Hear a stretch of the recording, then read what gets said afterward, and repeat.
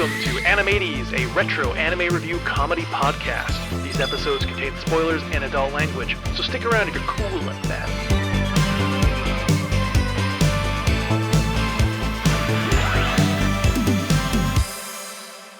Welcome to Animates, your source for all things retro anime. I'm your one host, Mackenzie, joined by my lovely schoolgirl co-host, Lindsay. Oh no, am I in trouble? Oh. I don't know. That's weird. Yeah. We're starting, because I still am not sure if you're going to go horny again this week or not. Now, Lindsay. I wouldn't do that, or would I? Look, it's well known to fans of this podcast that I am not a fan of modern isekai. No. In fact, I will go on the record saying that 90% of modern isekais are absolute fucking horseshit. All right. That's not to say that retro isekais don't have their shit entries as well. They just have more soul and originality. Now, I know that you're a fan of a certain isekai, Lindsay. Digimon? Other than Digimon. Magic Knight Rayearth? No, something you actually watched as a kid. Monster Rancher? No, different. Something we haven't reviewed on the podcast. Oh no! That I watched when I was younger? Yep. That isn't Digimon. Uh-huh. I don't remember what I watched other than Digimon and Sailor Moon. Well, Sailor Moon's not an isekai. No, it's not. This one may have a wolf boy in it. I still have no idea. A wolf boy? And I watched it as a child? Uh-huh. My brain just said monster by mistake. That is not, no. You mean the fucking weird 3D thing where the kid sneezes and turns into the giant blue monster? 100% that's what came to my brain. Why the is Canadian cartoon Monster by Mistake. Why is that on your mind? Because he turned, I don't know, it's like Wolfman. And then I just thought of that. It's a man with wolf ears. Editor's note, yeah. Dog, demon, dog ears, whatever. Don't at me. Yeah, nothing is ringing a bell. Inuyasha, Lindsay. Oh, I didn't watch that as a child. I thought you watched it as a kid. No. Sorry, you watched it as an adult? No. What? Well, yes. I don't know. I watched one episode when I was a kid, and it was the episode 4 or whatever with the hair lady, the hair demon lady, and then never again until we started doing the show and I learned about Rumiko Takahashi. And then I was like, oh, maybe I'll watch this again. And then I think I watched 10 episodes, but then it became one of those shows that I would just nap to. Why the fuck did I think that you watched this as a child? I have no idea. I never watched it as a child. Intro here. Well, oh no. What are we watching this week? Is it Inuyasha? No. Oh. It's a different furry show. We're watching Beastars. No. We are, however, going to be borrowing 2 genres from Inuyasha. Ooh. Specifically, romance and fantasy. Ooh, I do love a romantasy. And also the whole schoolgirl gets transported thing. And yes, I know I just fucking complain about originality in isekais, but my issue is not with how they start. It's just like D&D. You start in a fucking tavern. Okay, it's everything else. Anyways, those 2 genres are only some of the genres. We're going to do some genre soup here again, Lindsay. All right. Let's throw in a few more genres. Is ecchi one of the genres? Well, one of them is mysticism. You didn't answer my question, though. Another one is action-adventure. You didn't answer my question still. And we're going to throw in some anthropomorphism. I am squinting so hard at you. However, Lindsay, there is one genre that is missing. And is it ecchi? What genre? Is it fucking ecchi? Pantsu? No, it's not ecchi. It's hentai. No, I'm being serious. It's not ecchi. We're adding mechas. There's something about your smug little face that is telling me that I should be worried. Are we doing Mazinger Z finally? No. Oh. This week, Lindsay, you don't need to worry. Fantasy, robots, Patlibber or whatever. No, Lindsay, you do not need to worry. Okay, this week, we're watching the hit 1996 fantasy mecha romance anime, The Vision of Escaflowne. Oh, didn't Jaffe was in this, I think. He was in an Escaflowne. Okay, interesting. Okay, I've heard of Escaflowne. I don't know anything about it. I just know that Taliesin Jaffe was in one of them, I'm pretty sure. I will tell you right now, it is not Escaflowne, it's Escaflowne. I thought it was Escaflowne. Apparently it's pronounced Escaflowne. Oh, interesting. All right. So, whoops. But yeah, he plays Gal Fennell. Gal Fennell. Taliesin Jaffe specifically. And that is our main character's father. So you get to have Taliesin Jaffe playing Daddy. Ooh, Daddy Taliesin. Except he's like 20 when he recorded this. Doesn't matter. But let me tell you what this is about. Okay. In case you or the folks at home don't know. I'm assuming you don't. High schooler Hitomi is suddenly transported from Earth to the mystical world of Gaia, a planet much like a lot of older isekai where you can see Earth and Moon in the sky. Oh, like Capricorn. We saw this recently with Capricorn, exactly. There, she meets Van Fennell, a young king prince guy with like a mystical mech called the Escaflowne. Unfortunately, Gaia is under siege by the Zybok Empire, who uses ancient technology and fucked up science to try and reshape destiny itself. Okay. So Van uses this mecha to help protect his kingdom. Hitomi discovers she has like psychic abilities and clairvoyance and the power to alter fate. So like they're caught between like political intrigue, some love triangles, and like destiny manipulation shit. And of course, the usual like, where does my heart lie? And do I go home or do I stay in this world? Yeah, fair. Okay. I fucking loved this show as a kid. The fact it's been this long before I brought it to the show is impressive. I am kind of impressed, yeah, that you waited this long. I loved fantasy. I loved Gundam. I got both in one show. Fuck yeah. Whoa. Speaking of Gundam, it followed the same path as Gundam Wing. This was popular in Japan, but it was more popular in North America. Oh, interesting. It outsold even Gundam when it arrived here, which is wow, that's crazy, impressive. because Gundam Wing was wildly popular. Now, I did get the weird censored version as a child, which we're not going to watch because fuck that shit. But I didn't know that as a kid, so I couldn't complain. What was censored? Blood, certain vocal lines. They cut out a bunch of scenes, bunch of random crap like that. I, as a kid, obviously, I didn't know any of that stuff, so I didn't care. Mm-hmm. I just saw cute cat girls and mecha in a fantasy setting. Man, I love it. So I was like, I was golden. Merle, I love you. You're great. It's often, so do you know anything at all about this? No. Scene openings? No, okay. Nope. I literally just know that Taliesin Jaffe was in it. It's because anything Taliesin Jaffe, you know. Because I keep looking through his credits, being like, "What can I bring to the show?" You're just trying to turn this into the Jaffe cast. Hell yeah! But no, it's really well known for like its soundtrack and a lot of the direction. It actually got a rough start though in Japan. Oh, and now this might give you some hope, and you'll probably be happy to hear some of this stuff. They actually opted to remove the sexually suggestive stuff towards Hitomi, the main female character. Oh, thank goodness. And they added in a lot more like female fan-friendly elements. Good. They took her from being like a dumb airhead. They made her more of a confident, smart girl. Thank goodness. And they gave the boys a more shonen beautiful boy style. Because they took the designs and like showed it to both boys and girls. And even the guys were kind of like, eh. And the girls were like, make them prettier. Hell yeah. Go girls. So like they really wanted to like, you know, hit both sides of that spectrum. Fair. You know what? Representation for femboys. I'm here for it. I don't think I'd call Vaughn a femboy. Well, I'll be the judge of that. Well, are you stoked for some fantasy romance? Let's do this because it's better than what I thought it would be.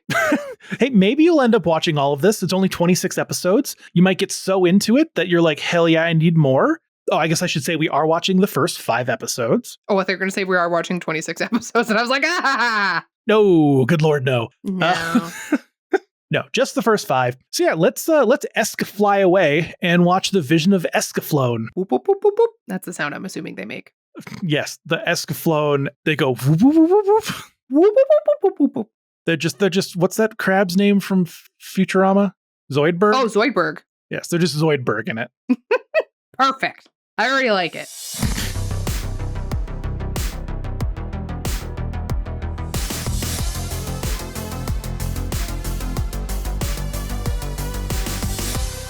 And we're back from watching 5 episodes of The Vision of Escaflowne, and I have to ask, Lindsay, were you a fanalia of this series, or was it more of an escaflop? Oh my gosh. First off, excellent. I applaud you for that. No, this one was okay. I'd say in terms of like, because I'm not a mech person. We know this. That title is held by you on this podcast. Yes. This one wasn't bad. It wasn't bad. It took me a couple episodes to get into it, but overall, I ended up enjoying it. So yeah. Well, I mean, that is good to know, at least, that it wasn't a total mess of a show for you. I'm not mad for watching it. And as promised, it is not a fan service show. I really appreciated that because like I was just like Hitomi is just a normal girl. She's not there to be like hot or anything. She's just a girl. Yeah. And I love that. Yeah. I even checked the fan service database just to be certain for any like future episodes. And there were only 2 entries in that whole, well, technically 3, but the 2 entries on that website was just like Hitomi standing in her gym shorts. Yeah. It was just like her prepping, like getting ready to start her run or whatever. Not fan and I was service. like, that's fine. It's not egregious. We don't see like the outlines of her labia like we do in Evangelion. You know? Then like so the other clip was someone in like another cat girl in like a bodysuit in not a revealing or sexy way whatsoever. Yeah. So like legit fan service free. Thank goodness. There is one bath scene, but nothing is seen, not even like above the water cleavage or under the water. It's all obscured. It's just like they've been out in the muck all day. Yeah. It's just so like, they would take a bath. Yeah. So that's it's I know you were nervous. I was like, is he just gonna be horny for the rest of the summer? Just everything is horny. No. He has 5 months of horny to get out. He's been blue balled for that long. No, I'm not a fan service show watcher normally, so I know, but you love giving it to me to watch me flip the fuck out. Yeah, I do. Did you also see the efforts that this show made to make it for both boys and girls? Yes, I did, and I appreciate that. Yeah, like being stereotypical, like boys like mechs and girls like love stuff. This girl can't help us fight because she's a girl. This is man stuff. You know, there's a couple little quips that I was like, oh my gosh, shut up. But Hitomi doesn't take that shit. No, she doesn't, which I'm like, yes. And then she does like an 8-foot long jump. Oh yeah, she's like a track star. She's amazing. Like it works on both sides, whether you're a boy who likes mech or a boy who likes love stories, you're a girl who likes mech or a girl who likes love stories. They kind of execute this like perfect middle ground for all of it between like dreamy moments of boys and also like, fuck you boys, I'm gonna kick your ass. Yeah, exactly. Like Hitomi has other aspects of her character other than just, I like this boy, like, which is great because women have layers and different emotions. They aren't just obsessed with boys all the time. Well, even some of them aren't even obsessed with boys. Yeah. Even in episode 1, she's like, I want this boy to fucking kiss me, so I'm going to take fucking charge and be like, kiss me, motherfucker. Which is great. She's not just like, she's not just like an airheaded, like, oh my God.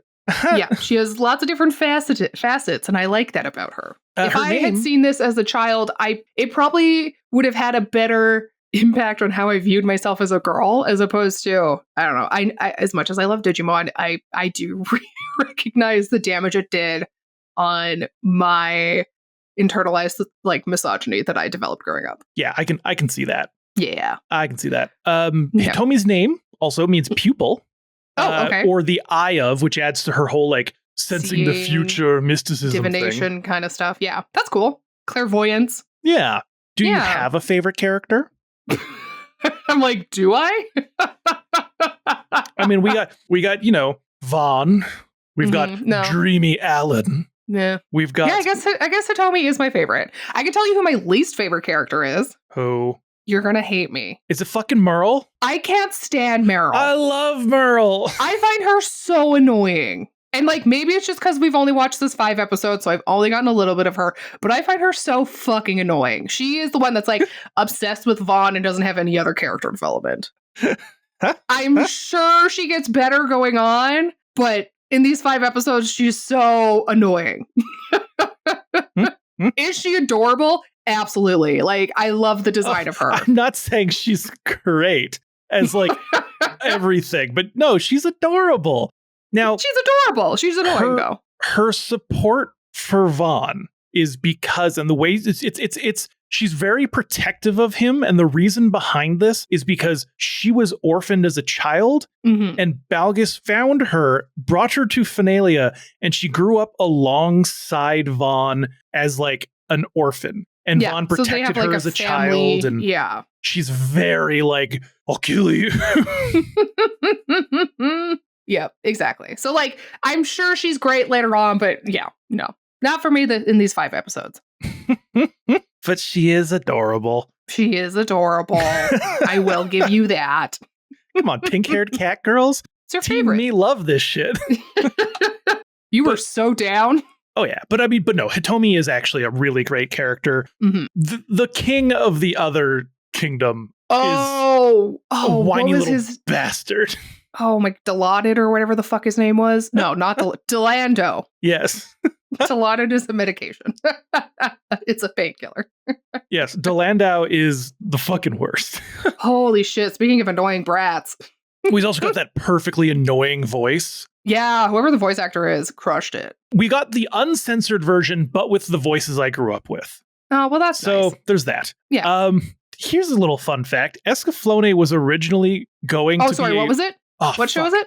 Escaflowne. Sorry, I also only recently learned this. That's not Flone. Because as you sent me a message with an image being like, or a video saying, see, they call it Flone. That's just a dub issue. It's pronounced Flone. Yeah. And I also just recently learned this. Escaflowne, sorry. It actually was originally going to be a Macross spinoff. Oh, interesting. I could see that. It was like a prequel, kind of? A World War I inspired Macross spinoff. Wow. Called Air Cavalry Chronicles. Oh, no. And it was that doesn't sound good. It was going to be World War I, basically, but with mechas.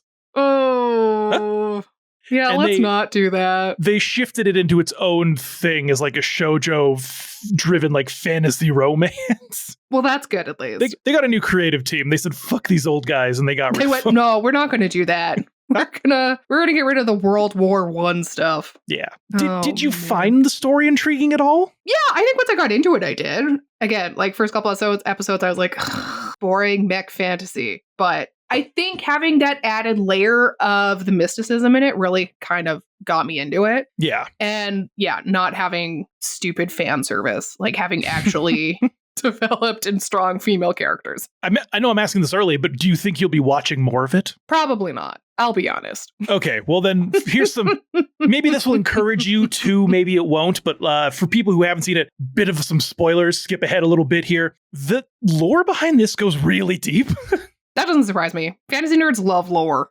You know what Gaia is created by? Like the world they're on? No. Atlanteans from Earth. Okay, I was wondering that because they do talk about Atlantis in this. Yes. Okay, interesting. Like the whole history of a lot of this is all tied to like Atlanteans and Atlantis and like them destroying themselves from like creating these machines that basically turn them into angelic beings and allowed them to like alter things just by thinking it. And the few people who survived went to Gaia, the world they made, to like try and save themselves.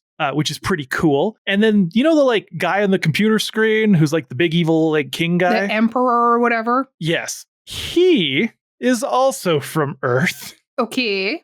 And now he wants to colonize another planet? And on Earth, he was known as Isaac Newton? Yeah. What? Sorry. I probably just peeked the shit out of my mic. Yeah, he's supposed to be Isaac Newton, who discovered gravity, and then on his deathbed was transported to Gaia, and then found this kingdom in ruins and used his scientific knowledge to rebuild it into the Zybok Empire, and then became evil because of this whole Atlantean bullshit stuff that he found, how he wanted to control his own fate, and yada, yada, yada. Shit goes deep. So it's like Gaia, the afterworld? Like, did Hitomi run really fast trying to get the kiss and then had a heart attack and died? No, Gaia's another whole world. The Atlanteans created it, and then they escaped to it. At least some of them did. Mm-hmm. And it's we can't see it, but they can see us. Interesting. Because that was the whole thing about the Atlanteans, is they were no one else knew who they were or where they were from. So we can't see them, but they can see us. Does Hitomi ever meet the Emperor and have them both be like, hey, Earth, gravity, am I right? Oh my gosh, I can't remember. It's been a while since I've seen like deeper episodes of this show. Yeah, you're like, you know what I miss? Waffle fries. I don't know. But there's a lot going on, which I will say, I do like that the pacing doesn't dwell on shit for too long. No, it does have a nice pace, which is great. I mean, yeah, those of us who have ADHD, it won't be as much of a struggle. No, they're not like, oh, the city is burning. Let's stay on this city for the next 2 episodes. It's just like, nah, city's gone. On we go. Let's be sad about it as we run. Let's take 2 episodes to power up. Yeah, no, there's none of this. Oh, man. Now, well, that's good. I know you have one specific comment on the animation and design of this show. The fucking Usopp noses that they all have? Jeez. Holy shit. Why are they all lying so much? Also, can you tell that I am watching One Piece right now? Yeah, I was surprised by the reference. Yeah, they are very large pointy noses. Why? And like, not like they're a cute large shape, they're just too long. They're like those shoes you get on genies. Oh, yeah. Long and slightly curly and pointed. Yep, 100%. Again, cute shape, just way too freaking long. Yeah, and they're not always long. Sometimes they're normal-ish, and then sometimes they're just like wildly exaggerated. Yeah. And I'm just like, yeah, sometimes you're like, okay, I can kind of see it. And then other times you're like, girl just told a lie because her nose is growing 3 times the size. Yeah. Like, what is going on? But nose aside, this is like peak 90s for me. It is very peak 90s animation and design. One thing I liked in the design was how the mechs worked. And I liked that they had a more kind of steampunk vibe to them because this is a different world. So you kind of have to integrate those elements that make you really believe that. Mm-hmm. And so I thought it was kind of interesting, and like how they control the hands and stuff like that was really cool. I liked it. It takes the idea from, is it Gunbuster? With like the hand grip controls? Oh yeah, kind of. But they like steampunk it up, and it's very manual in the way that the movements are done, which is really cool. I feel like if you had very sleek looking mechs, it wouldn't fit with this world because this world is still kind of a fantasy world. These are medieval looking mechs. Yeah. Like they look like knights. Mm-hmm. They are not like Gundams. They're not like most modern mecha, like they are actually looking as if like they could be suits rustic. Of armor at normal size. Yeah, I think that's a good way of putting it. Like suits of armor. Yeah. Just with like a little bit more mechanical enhancement. Yeah, I love them. The backgrounds are incredibly well done. They're a little bit more simple than what I like, but they are still good. They're they're definitely simple, but they're at least like, a nice like watercolor style at times, just like very like more in the background. They're less of the focus in this show because there's so much action happening on screen in front of you. Mm-hmm. Explosions and yada, yada, yadas. But man, I love high fantasy mech stuff. I love anything that's like high fantasy with future tech, but like it's still like it's still just fantasy tech. Like how do I explain? Like the giant screen that the king shows up on, it's clearly a screen. It's clearly this, but it's still like grainy. Magical powered, and it's grainy, and it's like, gems and crystals power things and yada, yada, yada. Mm-hmm. So I really like that. They have tech, but it's just tech powered by different things than us. Yeah. So like, yeah, it's maybe a liquid crystal display, but it's also like, old looking. The one thing that kind of in the design I didn't like was the dragon in the first episode. Wait, what the really? fuck did they do with that? The like weird, I don't know, they like animated it, but to color the dragon, they just had like tissue paper or something underneath it. So it just didn't look, it looked very flat. Oh, I love that dragon design. I don't know. It felt too rudimentary to me. It felt otherworldly to me for being on Earth. I mean, and that's what I liked about that. What they do is wish they did better. They didn't want to have to draw the scales. They wanted to be more like lizard, like spotted skin. Mm-hmm. So they basically, when it's moving, sometimes a texture will move because it's like a transparent drawing over top of a texture at times. Yeah, which is weird. I don't know. I quite like that thing. It's fine if you don't. It's not anything that's going to make me mad. I'm sorry. I'm sorry the podcast. I'm sorry they didn't put their whole Escaflowne into the animation. There we go. That's just what we're going to do for every episode now, isn't it? Hopefully not. It's a terrible joke. It's a terrible joke. Now, you're a witch. Yeah, I'm like a baby witch. I'm not like, I don't know. But yes, you have a question for me? How did you find the inclusion of the tarot in the show? Because I feel like it didn't make it seem hokey. No, it didn't make it seem hokey. And they did actually a pretty decent job of it. The only thing that I had like trouble understanding was Ace of Serpents. Because I was like, that's not in the deck. What the heck? So there, I had to do some Googling about it. And some people compared it to like Ace of Pentacles, but I was like, I don't know. So yeah, that was like the one thing. But I mean, when she's doing a tarot reading for Alan, and I think at episode 4, like she's doing a Celtic cross formation. Mhm. And so from, my very limited knowledge, like all the stuff seemed to be done correctly, like even the pendulum magic and things like that, So I liked it. I thought it was cool. It was how you got me kind of hooked on the show. Yeah, that was another late addition too, was like in the initial design phases was throwing in the mysticism part of things. Witchcraft. But it really adds to it because some people, like I was really looking online and some people were saying, oh, when like Hitomi knows something is coming, it takes away like the suspense. No, it doesn't. It adds the suspense. Yeah, because it is kind of that weird thing, or like that, because with premonitions, it's always like, is it happening? Does this happen because I know beforehand, or is it going to happen regardless? Because sometimes it's like, oh no, they're going to get struck by a bus. And then it's like they get struck by a bus, but it's because you knew and you were trying to prevent it. Yeah. No, I think for her, I believe she's actually just seeing the future. Mm-hmm. But it's more intense because it doesn't say like, oh, it's happening in 10 seconds. It's like she just keeps seeing flashes of people dying and she's like, something's going to happen. And everyone's like, oh, chill out. Yeah. She's like, no, but like, actually, please listen to me. No, man. Did you, I don't have any notes on the outro, but did you like the intro song? It was a it's not going to go on my Spotify playlist. It was a standard 90s. Oh.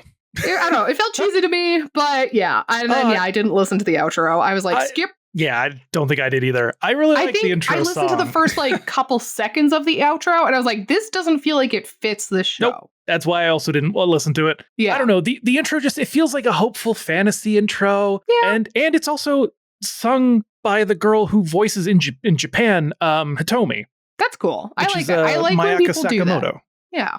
Which is like, Mayaka Sakamoto, I believe she has like an actual like career in music. Good for her. And I can't remember if this was her first role or not, but yeah, that's her. But let's jump into episode 1. Woohoo! Well, episode 1 is just kind of like our introduction to our characters and our initial incident. Yep. So we kind of start out with a tarot reading to see if Hitomi's going to find true love, which, girl, haven't we all been there? Everyone with tarot cards has used them to kind of understand their love life. We're talking about crushes, blah, blah, blah. Hitomi is running to track practice. And she gets there and, the boys are just finishing up. And who's on the other team? Oh, why, it's Matt Mercer. I'm kidding. It's some dude. Amano? Oh, Amano. Oh, Amano. He's pretty great. He's really fast. So that's really great. I don't know. Yeah. What woman doesn't love a man who's fast? I mean, it depends on where he's fast. I know. That was the joke. Oh, well. So now the boys are done, so it's the girls' time. Hitomi's friend pantses her, which I'm like, can we please not do this? I understand this is the 90s, but I hope this doesn't exist anymore because pantsing people is inappropriate. She didn't pants her into her underwear. She was just... No, but she pantsed her. Yeah, she knew she was wearing track shorts at least.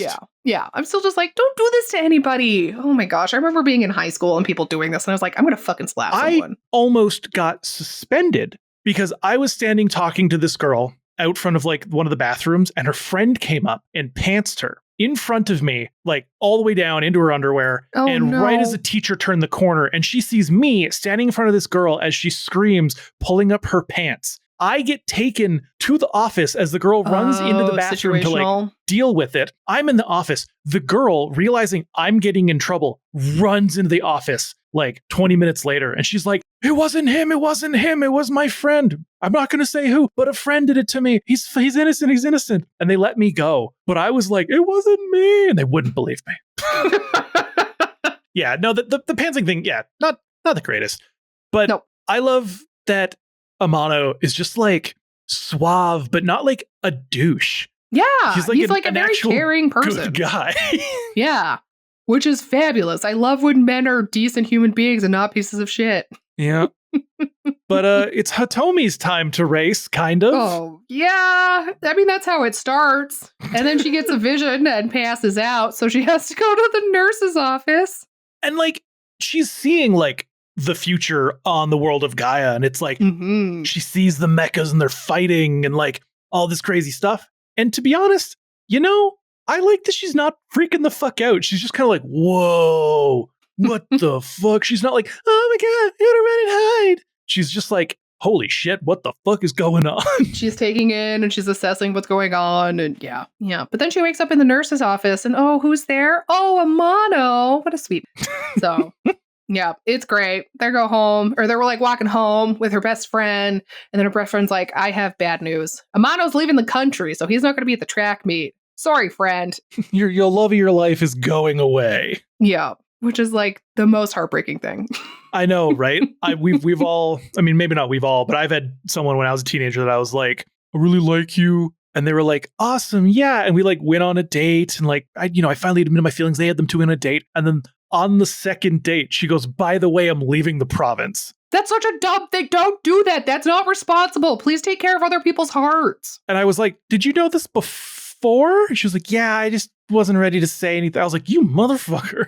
Wow. Don't do that, people. That's not cool. I know. Be careful when you're handling people's hearts. At least, yeah, for sure. At least Hitomi, she's strong. She wants to get her action from Amano, and she goes for it. Well, and it's great because she combines it with like her desire to do better at track. Yeah. And so she talks about like she gives him the pendant to be like, because it swings perfectly every 1 second. Yeah. And so she basically is like, I want you to take this, and if I can run the distance that I need to in under 13 swings of this pendant, I want you to give me my first kiss. Ooh, girl, he takes the pendant. He's like, hell yeah. And I was like, I love this. This is so great.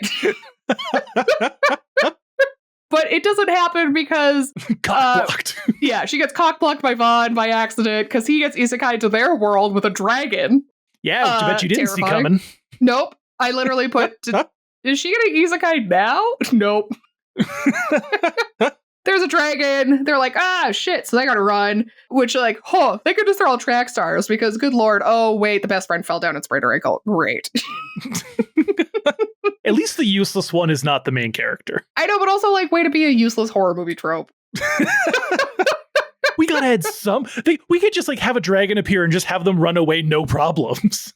Yeah, fine. I don't know. They run to a shrine. Vaughn and the dragon catch up with them, and they're doing their battle-y thing. She gets a vision of Vaughn getting, like, smacked on the head with the dragon's tail and dying, so she, like, runs and warns him, and so he's able to, like, swipe out of the way, and this is how he gets to kill the dragon, which is really cool. And he's also got a freaking crossbow on his arm. Yeah. Which is pretty sweet. He, like, slices open the dragon once it's dead and pulls out this big fucking crystal. Dragon's he's like, heart. Ha-ha! Yep. But also, he's, like, such a cocky little bastard in this. Like, he sweetens up. He does. But in this first meeting, and, like, I get it. You're fighting a dragon. There's not a lot of time to, like, think too much. But, like, she saves him, and he's just like, oh, fuck you. I didn't need saving. Girl, yeah, he's like some sort of, like, sexist dipshit remark, and Hitomi slaps him for it. Yeah. She's like, yeah. She saw the fucking future, bro. She literally saved your ass. Yep. And then she's gonna fucking smack you? Hell yeah. And she's not, like, weird about it. She's like, fuck you, bitch. What? I'm not taking that sexist crap from you or anyone. Love Hitomi.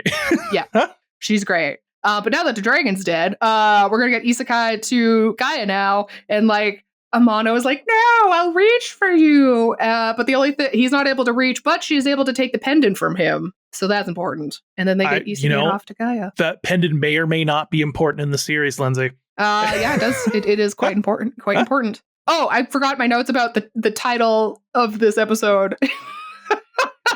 This episode 1 is called The Tower, and a lot of the keywords associated with the Tower card are changes, upsets, and destructions of the old. So, yeah, a lot of time when people get the Tower card, they're not really happy about it.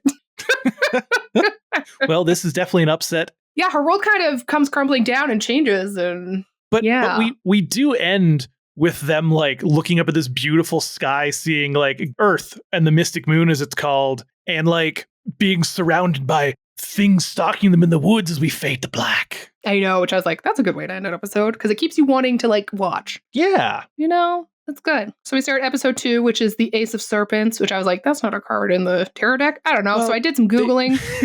And some other people have interpretations of the Ace of Serpents. So some of them say it's like challenges to look upon and things that are ending and beginning. It's basically like a change card, which is very obvious because she just got isekai to a different world. Yeah, and, it's a world of dragons and shit, Yeah. Kind of important. A little bit.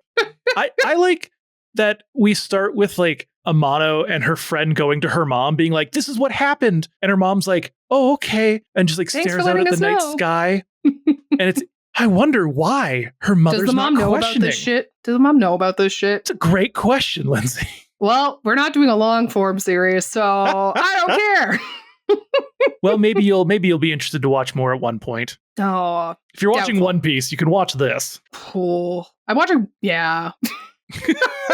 I was like, I'm only watching it because I'm doing a cosplay commission. I was like, that thing ended weeks ago. There you go. I know. I love that they're not actually bad guys that are hunting them. No, it's like a mole man. It's great. No. Yeah, isn't there a mole man? Oh no, it's no. It is a wolf kind of guy. It's like a friend of Vaughn or something. Yeah, it's the wolf man and his pack being like, what the fuck are you doing out here, you dingus? They're like, we're going to take you back to the village or whatever. To the kingdom of Finalia. Venereal. I don't know. Mana. Yeah. Finalia. Fantasy names? I don't know. Like my D&D campaign, they're like, yes, and then the Ashford. And I was like, I don't know what the fuck any of this is. And the other thing is, it's a homebrew, so I can't even ask people about shit because they have no idea. Fair. But yeah, they're brought back to the city. Mm-hmm. And then the most important part is Merle's there. Yeah, it's like Meryl shows up. Adorable. She's licking his face like an actual cat. Yep. I know. You're not a big fan of Merle. Merle. She's fine. She's there. I don't know. I'm glad she's not there more. She's there quite a bit. My favorite thing is Hitomi's reaction to all of this is she's just like, oh great, first a wolf man, now a cat girl. Like she's just so over this bullshit already. She's like, cat girls are the worst. But yeah, I don't know. We have a meeting with like some sort of council. And they're talking about how Vaughn's brother apparently did something shameful in the family. So we're like, ooh, what could this family trouble be? I wonder if we'll find out.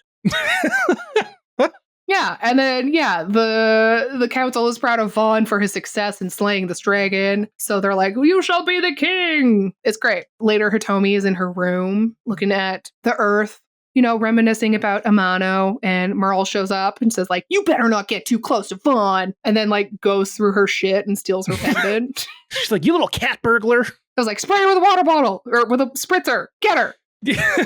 She'll hate that. She does chase her, but she gets distracted. Yeah, because Vaughn is practicing with, what is this dude's name? Balgus.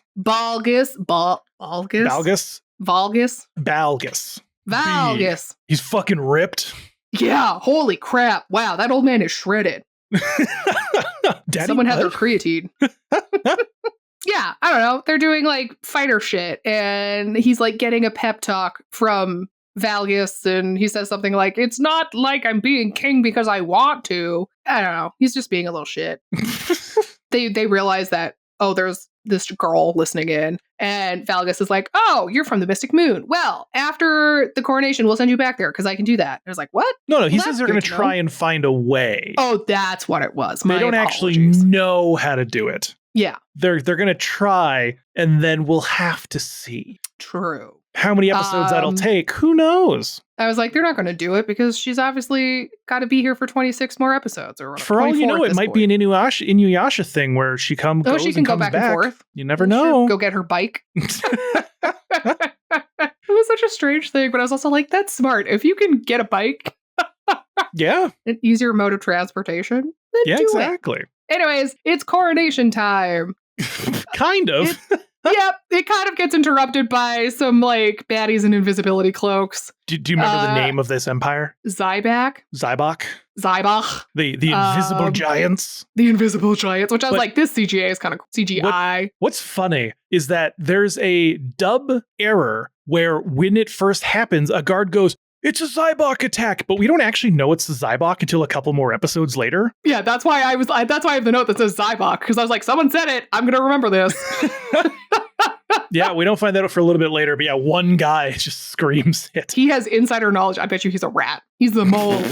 He fed them information. These things are kind of terrifying, because from like being invisible, their weapons are cool as hell. And they're massive. They're big. You're fucked. They're cool designs. Gotta love, like, the guy. I think in part 1 I called these things Guy Femels. They're Guy Mellifs. And yeah, they yes, they're Guy Mellifs. Oh, and yes, Guy Mellows or whatever. The Zybok ones have these like crazy like liquid metal tech that like moves like cloth almost and then hardens into like friggin' knives and shit, which is pretty fucking cool. Love Big it. fan of Love that. some knives. And like, I love that they're like fighting shit. And then Balgus is not even in a mech. He's just like, my muscles are big enough. And he's just fucking I don't need a mech when you have these guns. Yeah. Yep, man. And he's like, go to the shrine and get the Escaflowne and flee. And they're like, okay. Yeah, it was funny because they got to the shrine and he's like shoving the dragon stone in it. And I was like, I'm going to assume this is the Escaflowne. And then my next note was, nailed it. Yes, the Escaflowne is in fact the mech. Yes. So, cool. Then the weird invisible demons, Z-Backs, whatever. Zybok. Sorry, the German in me just wants to say it that way. I don't know. The Zybox as opposed to the Zybeethovens. Ooh, that's how I'll remember it. Thank you for making that connection for me. Yeah, they're attacking and Hitomi can like see them, so she kind of like gives the assist and is acting as Vaughn's eyes, which is great. Valgus shows up to give the assist, but it doesn't really work out. Yeah, Valgus dies. Just gets a spear through the head. Yep, it's like, oh well, this has to happen so that Vaughn can have some motivation to become a better soldier and save his empire or whatever. Yeah, the ending of this episode's dark as fuck because like everything's burning, everyone's dying. Yep, yeah, it's not great. So fucking dark. Yep, which is great because episode 3 is called Death. Which I mean, like, the death part doesn't mean death. It doesn't mean you're going to die. It just means like there's going to be a transformation or like a metamorphosis.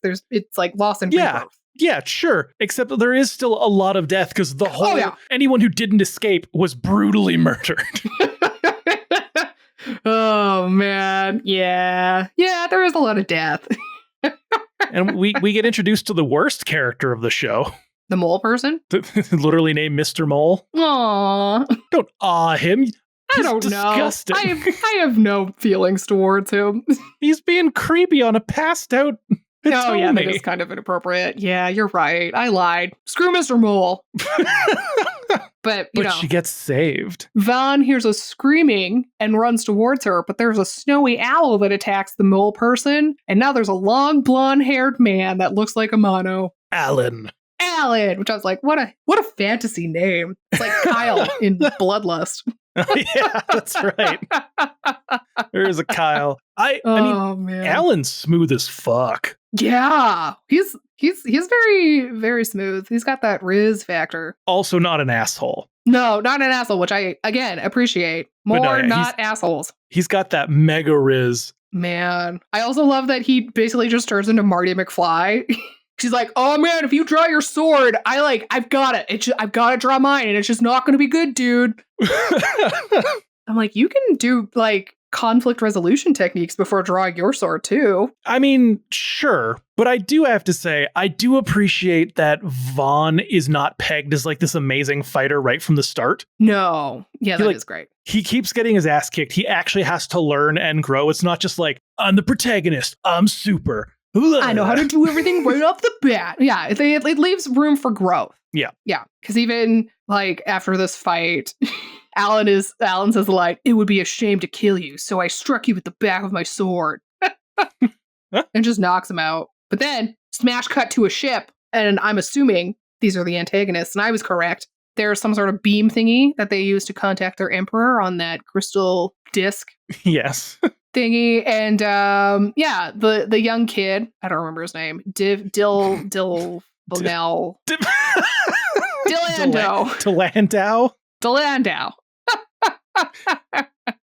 Needs to capture the dragon that has fled. Ooh. So they're like sensing that there's a new power, and he's like, I need you to capture it. Capture? We're not doing card captors here. But we could.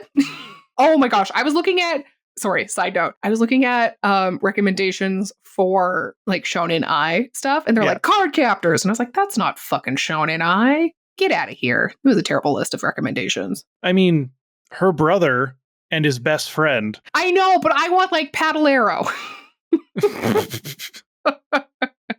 Anyways, sorry. Yes. And then we get like the mention of the word Atlantis. Ooh. And that's all we get, because then we cut to Hitomi in a dream with Amano. So I didn't know his name right. So I wrote Hitomi is in a dream with Amano, and then she's awoken by Bimano, because I didn't know his name right at that moment.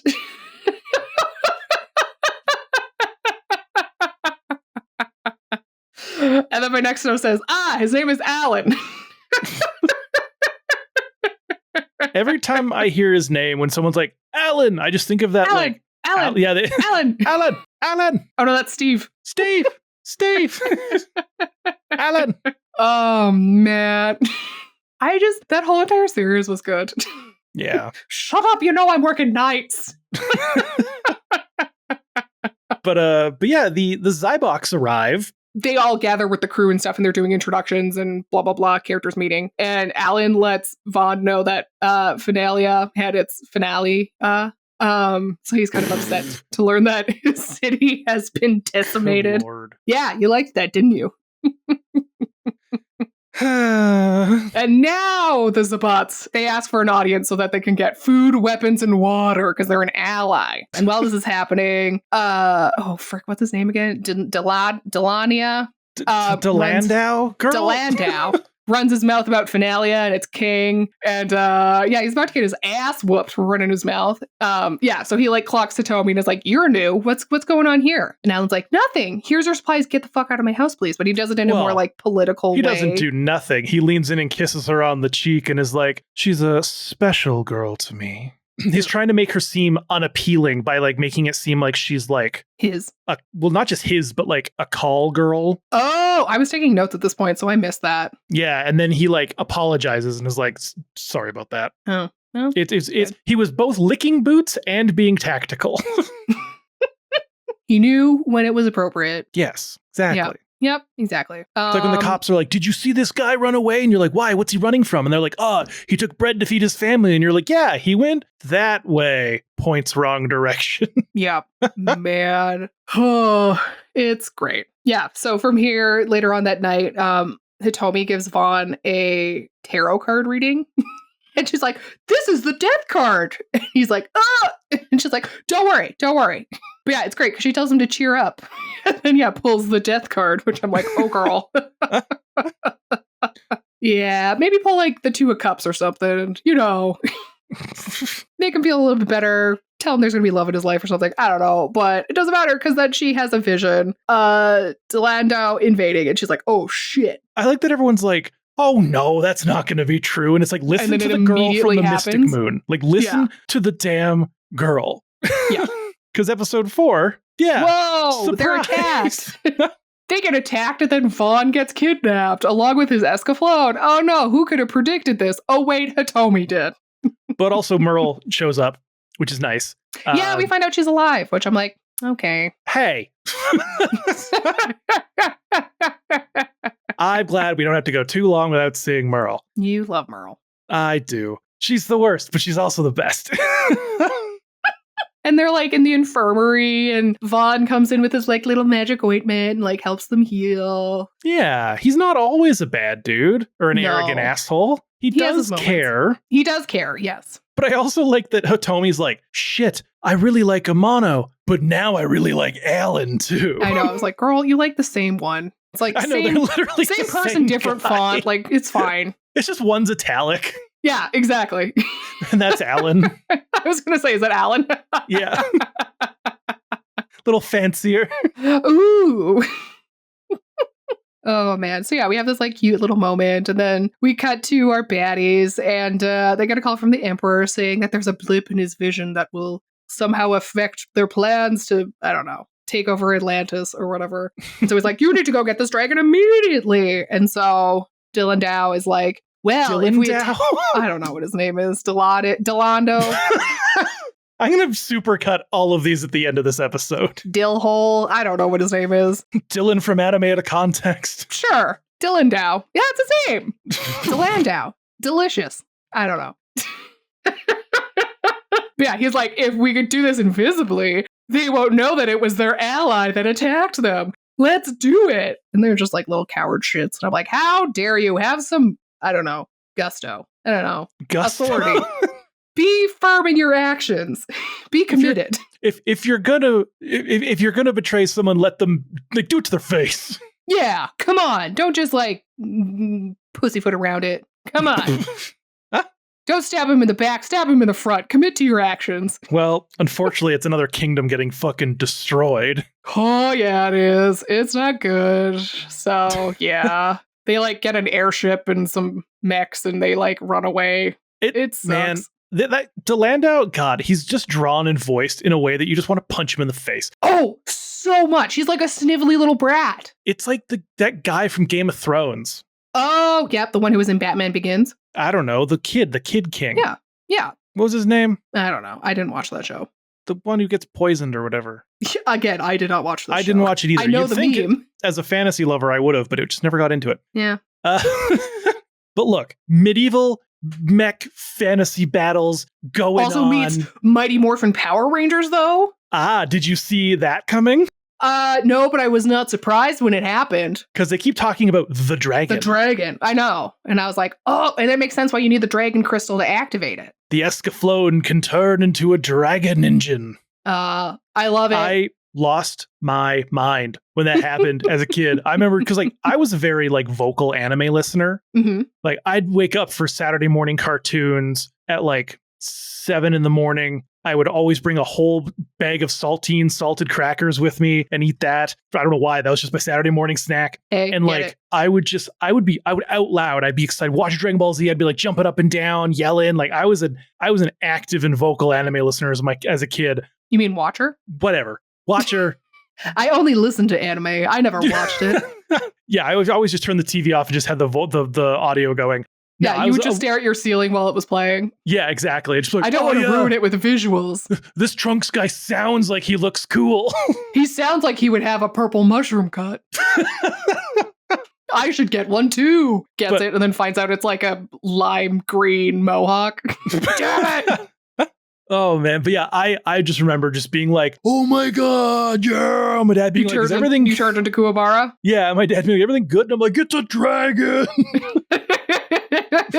And he was like, whoa, that's so cool. Oh my gosh, I can't do that. Yeah, you can't do the Kuwabara voice. No, Lindsay, I can't. Don't even try. Dragon. It's a dragon. It's a vision of Escaflowne. Oh, it's not Escaflowne. The fuck out of here, Vaughn. I want Hitomi. Anyways. Oh, so now I'm just picturing Alan like that, Hitomi, my sweet apple. It's just Kuwabara with a long blonde wig on. Oh no. Oh, so good. Anyway. Oh my gosh. We end with Vaughn flying off, moving the land. He's basically running interference to distract them so that the other people can get away on the ship. And gets captured. So I don't lose my voice now from doing I was going to say, yeah, didn't you do that the first time you did Kuwabara? Yep. The next episode, part 1, was just Mac being like, all right, so I can't talk this basically, episode. Yeah. Yep. Oh man. Well, what's our stat for episode 5? What's our card? Okay, so it's called the Judgment Card, and this is all about awakening and self-realization and assessment and rebirth and choices. Those are the kind of key words when it comes to it. Ooh. So, yeah, where do we start?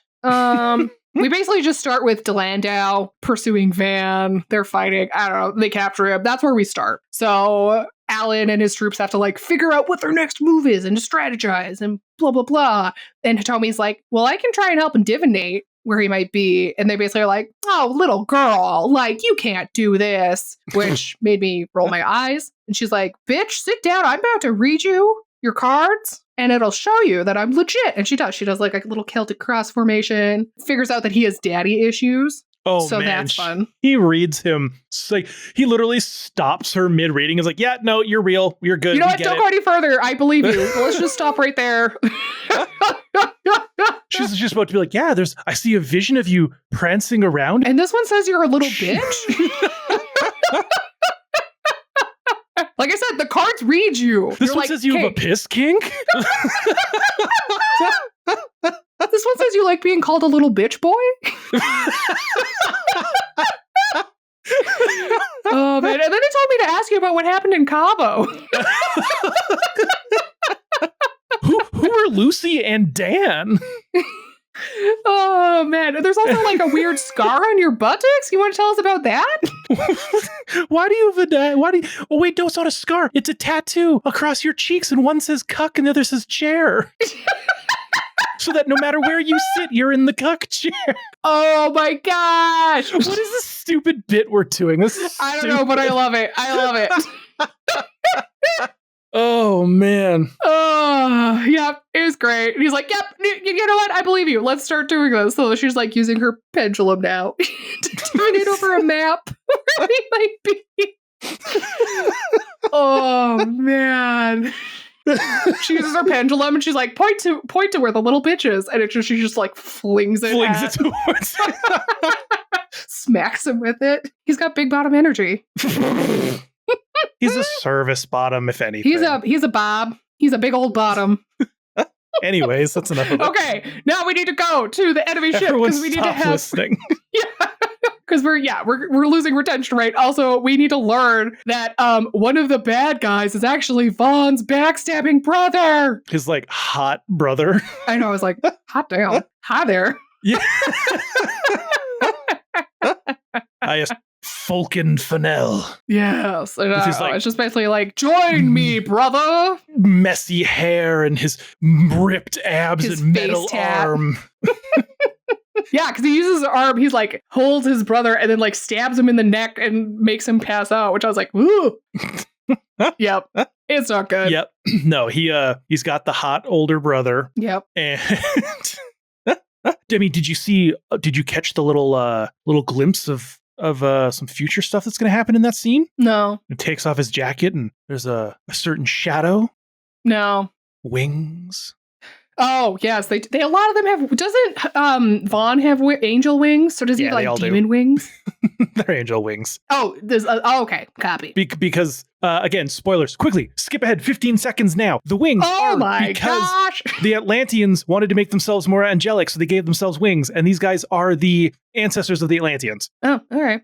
Spoilers are over. Oh my gosh. There's not too much that happens in this episode. No. After this point, it's like with tarot readings, Vaughn's captured, evil brother, and then a fight to escape from being captured. But also a really, really far long jump. Yep. Yeah. And Tommy's like, it's 8 feet. That was my best. I can do this. And I was like, oh, girl, that is dangerous because you will fall to your death if you are not at your PR. She a track star. Oh man, yep, it's great because she like has a she does it because she has a vision of Vaughn getting like killed, and so she like runs there. She finds him, and then she warns him just in time for Dill now to like fucking try to kill him, and he dodges great and slashes back right across his moneymaker, and he is so pissed about it. It's not even a good moneymaker. No, he's just so mad about his face, like my pretty face. No, yeah, he's so distraught by his face. He doesn't even chase after them. I know exactly. So I was like, well, I guess that was a good plan on their part. Get fucked. Yep, get absolutely riggedy wrecked. And they escape. Yeah. And they escape. On the that's the end of the 5 episodes. It's a lot of action. There's not a lot of downtime. Mm-hmm. And it felt like it was very nicely paced. Yeah. And when there is downtime, it's usually for like cute moments or like moments that establish those character stuff. Development moments. Yeah. Yep, I would agree. As much as we were just making fun of the tarot scene, it does give you an insight into like Alan and his history and like the dark past and the this and the that and his father and blah, blah, blah, blah, blah, which we definitely learn more of in later episodes. But like all of the moments that are downside are character growth. Oh, we've got a moment between Merle, Hitomi when they're like resting away. But no, that actual moment is for Vaughn to go and make a cream to help them like with their poisoning that they got from these plants and yada, yada, yada. Like it's all showing some kind of growth in one way or another. And I really, really like that that's the case. Mm-hmm. Yeah, it was decently paced. So yeah, I don't know. But not decently paced enough for you to watch the rest of the series, even though you're like already a good chunk of the way through. I'm a fifth of the way. I'm 20% of the way through. Yeah, that's pretty good. I mean, it's farther away. I was gonna say it's farther along than I am in One Piece. Well, yeah, but you have to get to friggin' 200 and something episodes to get a fifth of the way through that. How far are you right now? I got to the shark people. Or the fish people. Like 40-ish, 50-ish. Okay. Yeah. I don't know. It was funny. Sean was like, yeah, and then there's like the time skip. And I was like, when's the time skip? And he's like, don't worry about it. It's far from where you are. You are very far from time skip. Yes. I'm also waiting to get to the time skip.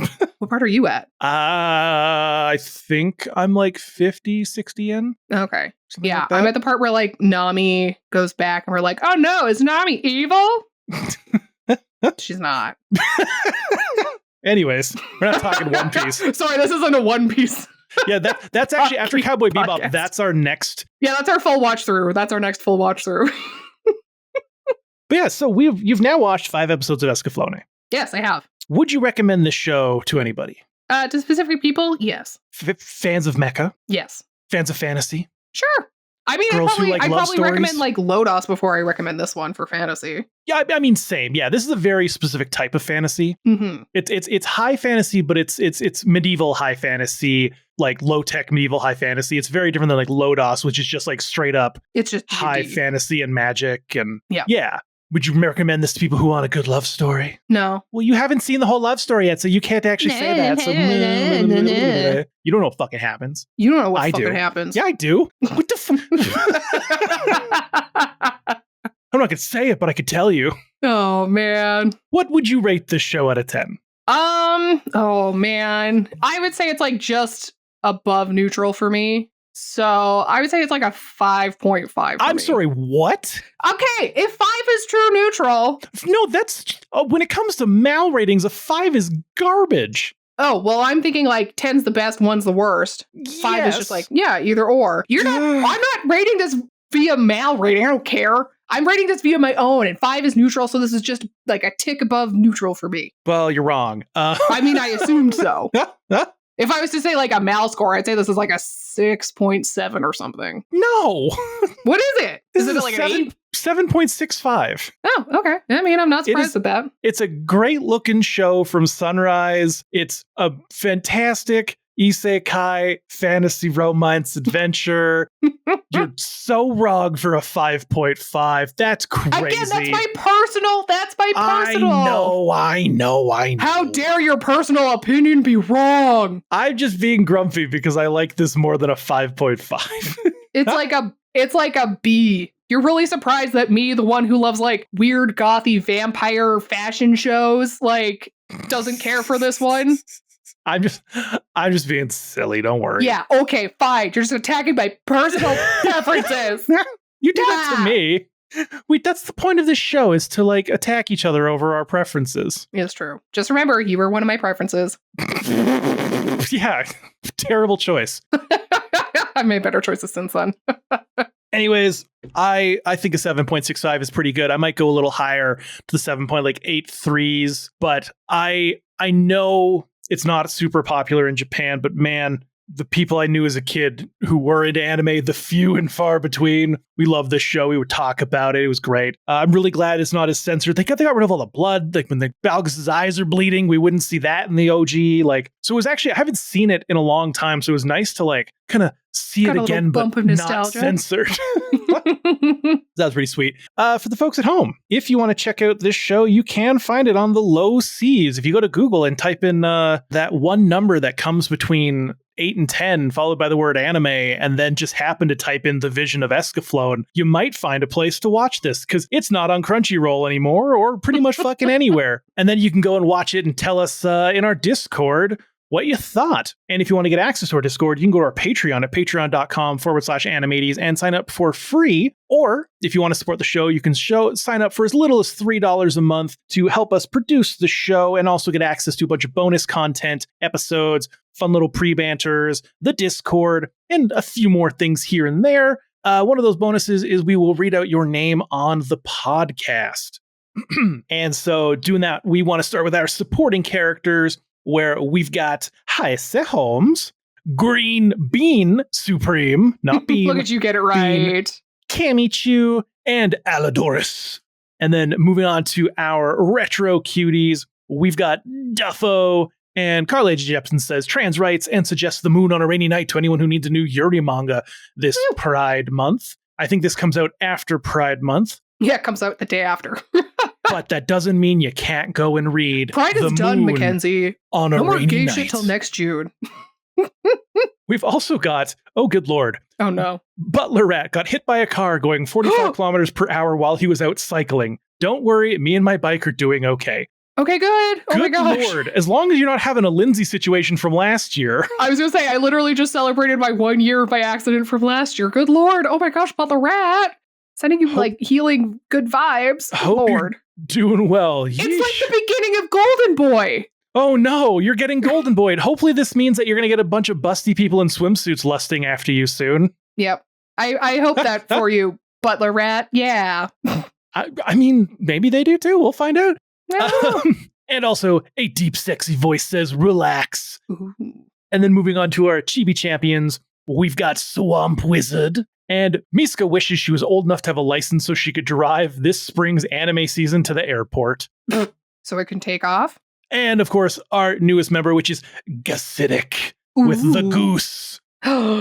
Again, if you want access to all this kind of cool jazz, patreon.com/animates. It really means a lot to us when you help support the podcast and also review us on your favorite podcasting platforms, because that makes a surprisingly large difference, because we get a lot of negative reviews during Pride season because anime nerds are sometimes not great with that. Toei made a Pride post and I could smell the comments before even opening that post. And boy, was I disappointed. But you've always got a safe space with us, and we will catch you next week when Lindsay is hosting. It'll be great. And hopefully it'll be good. It's probably We'll find out. Yep. Okay, bye. All right, see you next Tuesday.